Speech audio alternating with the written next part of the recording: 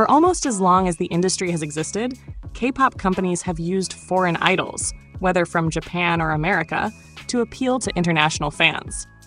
An example of this is SM and the Chinese market. But over the last few years, especially starting in the fourth gen, the attention seems to have shifted to a completely different market: Southeast Asia. We are not replacing Chinese members with Southeast Asians. An official from SM Entertainment told the Korea Herald, "Southeast Asia has a large population, and our artists' videos get significant views from the region. But we select members based on who fits the group at the time." For example, when discussing their Indonesian idol Carmen, an official added, "It wasn't about targeting Indonesia. Carmen was selected as a vocal member because she fit the group's sound. Her nationality was not a factor." However, whether or not these companies are using idols to appeal to different markets, one thing that is undeniable is the rising number of idols coming from the region, especially Thailand. G-Idol's Thai member Minnie, GOT7's Bam Bam, and Blackpink's Lisa, both also from Thailand, as well as newer idols like Tempest's Vietnamese member Han Bin and Hearts to Heart's Carmen from Indonesia, all come from Southeast Asia. But if you're paying attention, you might notice one country missing from this list: the Philippines. While a few Filipino female idols have made their mark, like Sophia from Cat's Eye and Chanty from La Pilis, there's still no mainstream Filipino male K-pop star, despite the Philippines having its own growing idol industry. Seeing this gap, one Filipino artist decided to take a bold step, using strategy and smarts to carve his own path. That artist is none other than the subject of today's video, a member of the brand new K-pop group, AHOP.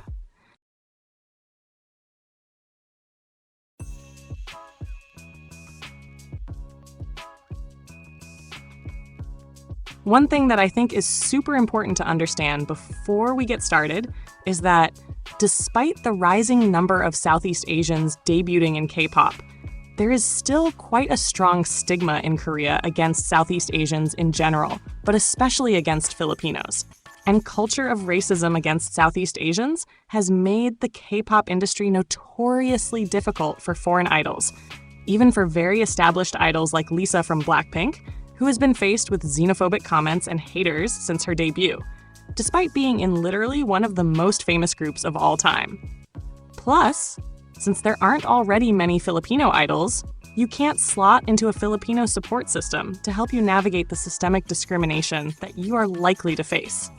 So if you have dreams of the stage, for many, it is just easier to try and make it work in the less developed P-pop of Filipino pop idol system than to travel all the way to Korea just to have to go home again after a few years of roughing it as a trainee. But for JL, he decided the risk was worth the reward. 입니다. Shining Star JL입니다.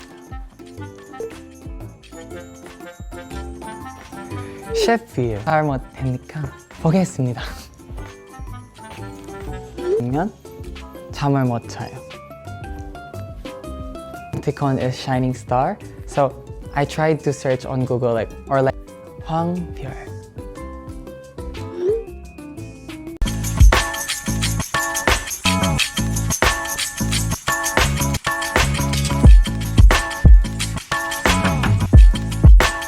Coming from Muntinlupa in the Philippines, a city that is also known as the Emerald City for its unusual large green patches best seen from the sky, J. Lawrence Gaspar, a JL, was born on April 21st, 2004.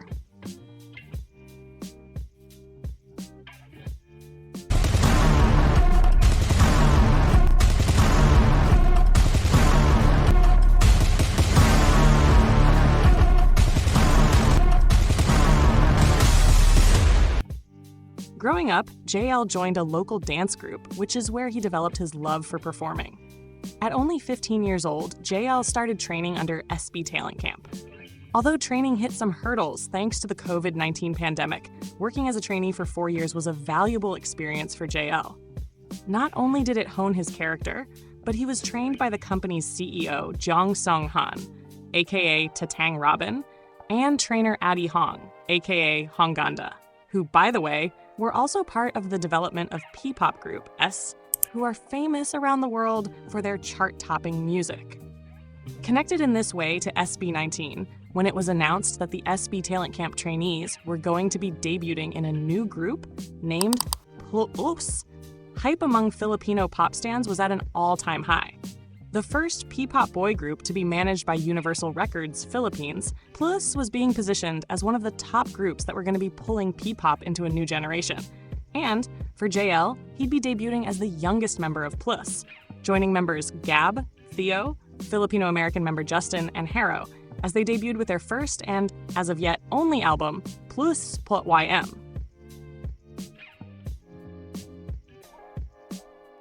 Very, very deep po for me, especially sa aming anim po. Kasi since kami po yung sumulat po ng lyrics, grabe po yung feeling kasi sa kung nasan po kami ngayon po. Ito po talaga yung napagdaanan po namin. And ayun po yung process po before kami makarating. Personally po ako, hindi ko po talaga alam fully kung ano po yung ginagawa po ng isang. It was a memorable experience po for me.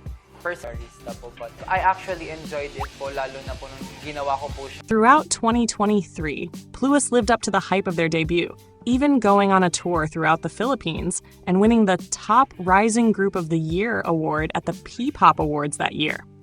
In 2024, the group released 2 songs, but in private, JL had started to dream beyond Plus. Although he loved his members and his group, JL knew he could reach for more than one album and a national tour.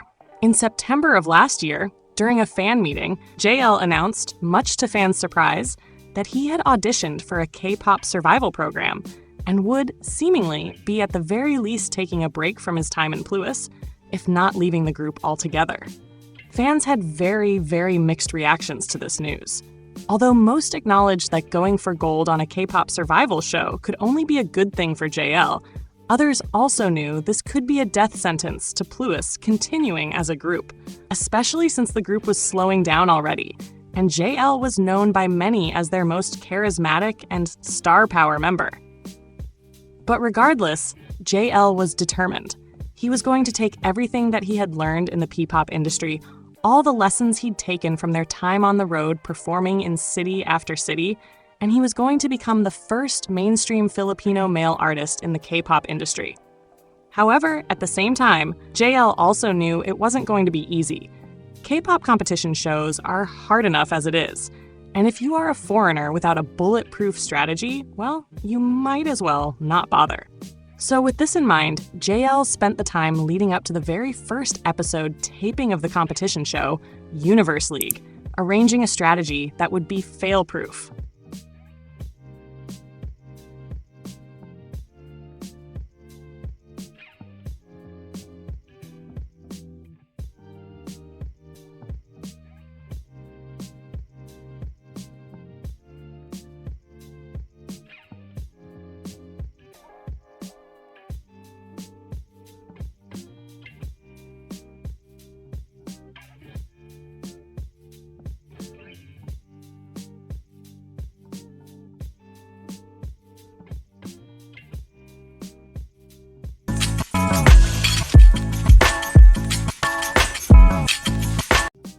Universe League is a competition show that was put together by SBS TV, one of Korea's cable TV networks, with the goal of creating a 9-member K-pop group. JL knew that this show was the follow-up to Universe Ticket, the girl group competition show that had formed the group Eunice, which also debuted 2 Filipino artists, including Gayle. With that in mind, JL studied the format of the show. Understanding how the competition would work would be the first step to coming up with the strategy he'd need to win. However, in this season, the format of the show was restructured to focus on teams instead of individual popularity. Basically, how it worked was that the 42 contestants would be divided into 3 main teams: Team Beat, Team Groove, and Team Rhythm. While Jay Park would be the host of the show, famous K-pop artists like BTOB's Lee Chang-sub, GOT7's Yugyeom, and NCT's Ten and Yang Yang would be team directors. What's more, the show would also feature mentors including famous K-pop stars Hyoyeon, Kim Sejong, Wavy's Xiaojun, Eunice's Nana, and groups like ONUS, ONF's Staya. All of these stars would not only help the contestants reach their potential, but they also really helped the show get some recognition from K-pop fans, especially since it wasn't exactly airing on the most high-profile network.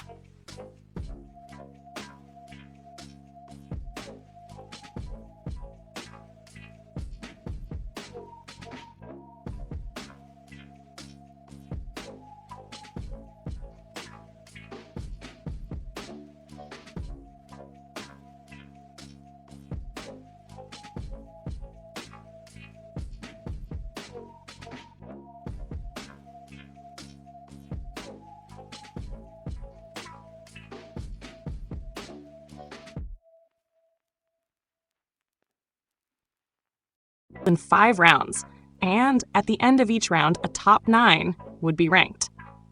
The first step of JL's plan was ambitious, but he knew he had to get into that very first top 9. How round 1 worked is the contestants were all divided into groups of 6, and after each group performed, the team directors then selected their first picks. If more than one director selected the same contestant, then the contestant could pick which team to join.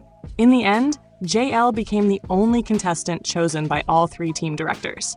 I was surprised at how well he sang, Yugyeom said about JL's performance. He used his falsetto while dancing, and it didn't shake. That's why I was a bit surprised. Team Rhythm's special director, NCT member Kun, also explained his choice, saying he seemed to show off a lot of talent on stage. That's why he stood out right away. Ultimately, JL chose Team Rhythm, which was co-directed by NCT's Ten and Yang Yang.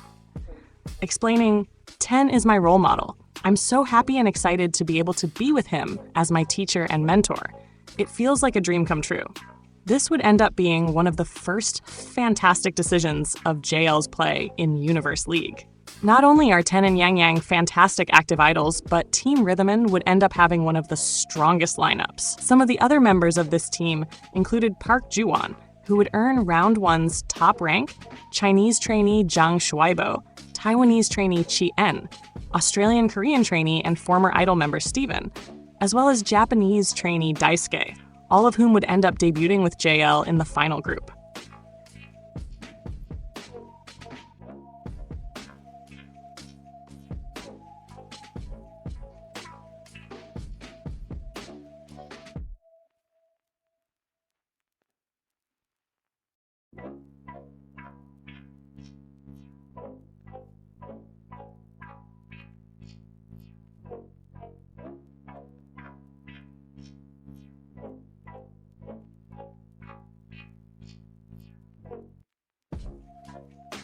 But despite being the team director's favorite, the first round also gave contestants points based on the votes of the live audience, mostly Korean, which meant that JL finished the round in only 9th place, the very last spot on the top rankings, while Korean trainees Park Ju-won, So Jeongwoo, Kwon Hee-jin, Cha Won-ki, and Kim Ki-jung took the top spots. It was good. He'd managed to complete his goal of finishing the first round in the top percent, but his ranking was risky. Being in ranks 7, 8, or 9 means that anything could happen, and you could quickly be booted out of the top 9. At this point, JL knew that he'd have to step it up for the next round. Luckily for JL, the rules of the game were about to change. Starting in round 2, the show's online votes were going to start taking effect. And unlike in many other shows, international and Korean votes were going to have the same weight. JL knew this would be a massive advantage to him going forward, but there was still the issue of what performance they were going to be putting on. And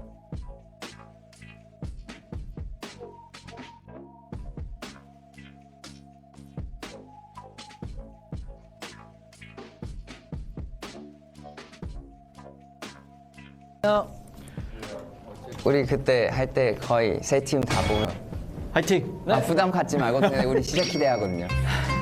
Close, 좀 달라진 것 같지. Let's get close. 공기는 변해버렸어.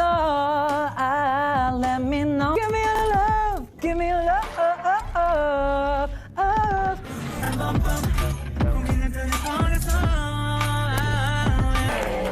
오, 잘했다. 오, 역시 트윗페이크 했네. 와, 잘했어.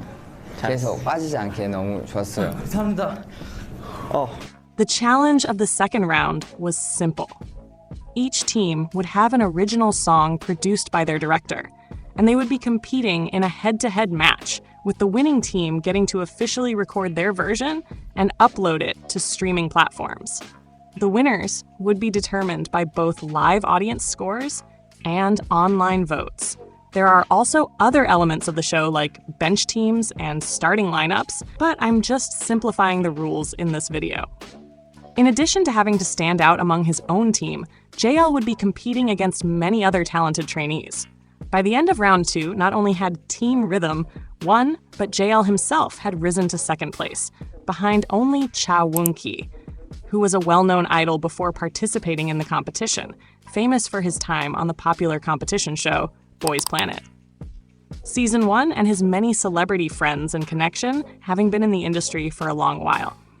And despite having a big fallout with fellow contestant Jang Kyung-ho, who'd once been his co-member when they were both in the K-pop group T01 years ago, woongki was still one of the biggest names in Universe League, eventually making it into the group along with the Team Rhythm members. From round 1 to round 2, JL had officially jumped 7 spots in the top 9, and he was thrilled. But with a win, naturally, there comes another challenge, clinging onto your spot while other desperate trainees try their very best to snatch it from you.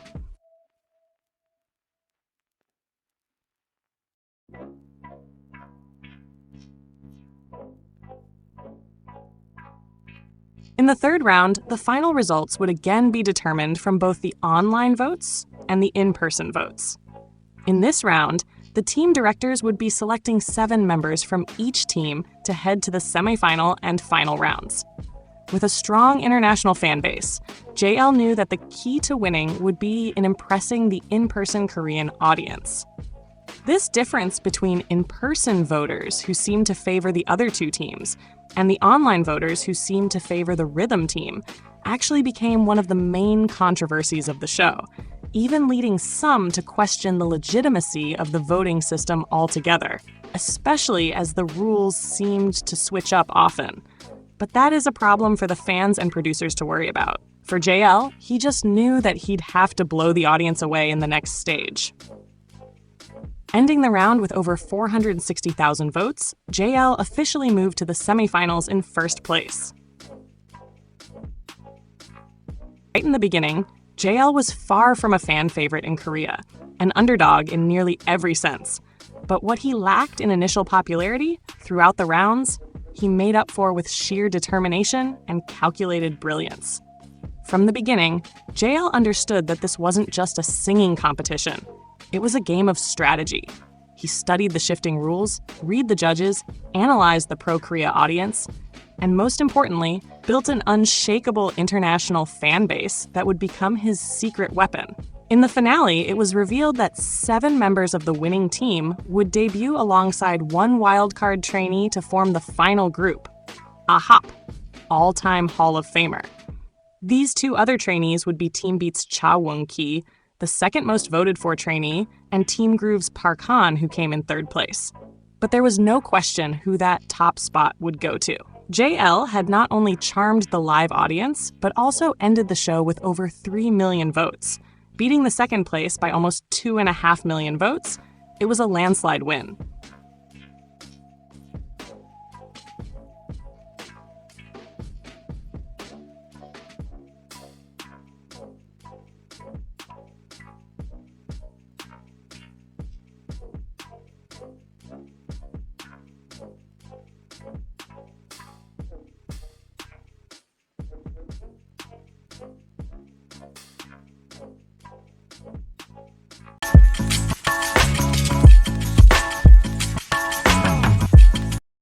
But JL wasn't just debuting in Korea and forgetting his P-pop roots.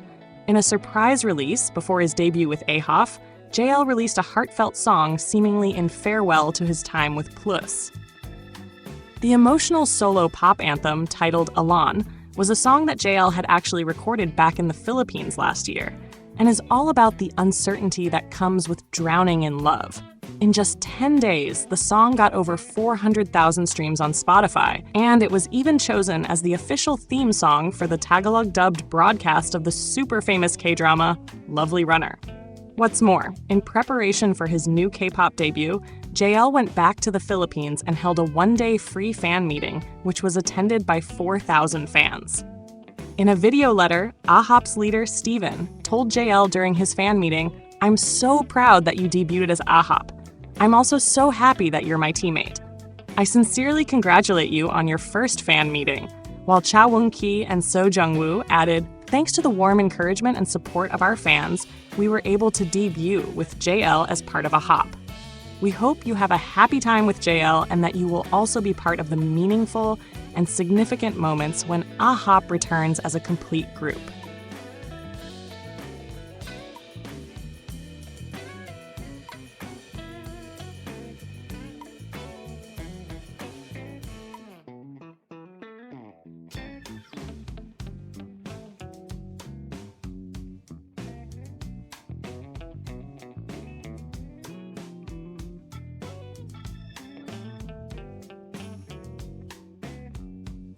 Meanwhile, AHOP, as a full group, made their official debut on the 1st of July with their first album produced by famed K-pop producer El Capitan, who had also been one of Universe League's mentors.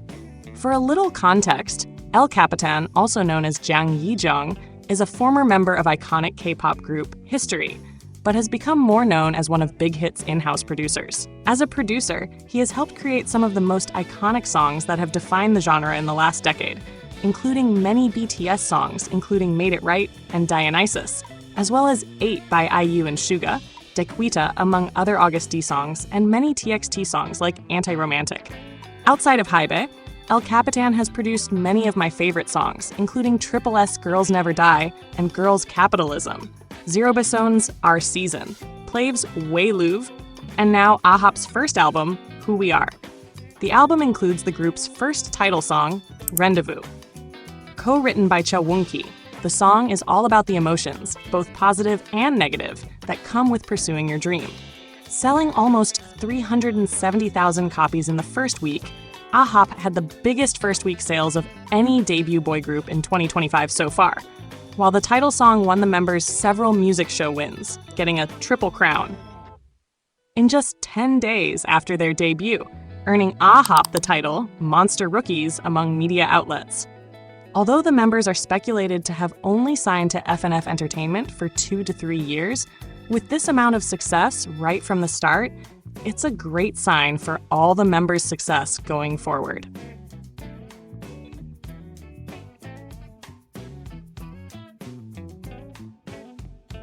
결과 더쇼 초이스의 주인공은요? 아홉 축하드립니다. 네, 저희 아홉 이렇게 빛나고 멋지게 데뷔할 수 있게. 네, 더쇼 초이스 아홉 소감 들어볼게요. 저희 최재유 대표님을 비롯한 모든 FN을 해주신 FNF 김창태 회장님 감사합니다. 감사합니다. 네, 그리고 이제 저희 이 앨범 나오기까지 정말 모든 분들 많은 분들 엔터테인먼트 식구분들께 진심으로 감사드립니다. 항상 밤낮없이 저희 위해서 노력해 주시는 거 너무 잘 알고 있습니다. As for JL individually, he has huge potential to really become a household name in Korea and among K-pop fans around the world. Overall, JL has already proved that he has all the key elements that you need to be successful as a foreign idol. For one, he has quickly become the darling of the Korean media, who have nicknamed him a hexagonal idol, basically like a 3D all-rounder idol on steroids. In fact, JL even won first place in a Korean fan poll for multi-purpose all-rounder artist, even beating his own mentor, NCT's 10. What's more, JL has surprised fans with his incredibly high Korean language proficiency. Despite not having been in the country for long, JL more than holds his own on Korean variety shows, fluent enough to let his genuine personality shine through. JL has also charmed fans with his understanding of Korean culture and his obviously strong work ethic and mental resilience. But most of all, JL has so much potential in this industry due to his real, authentic, and humble personality, which makes him an attractive idol to root for and cheer.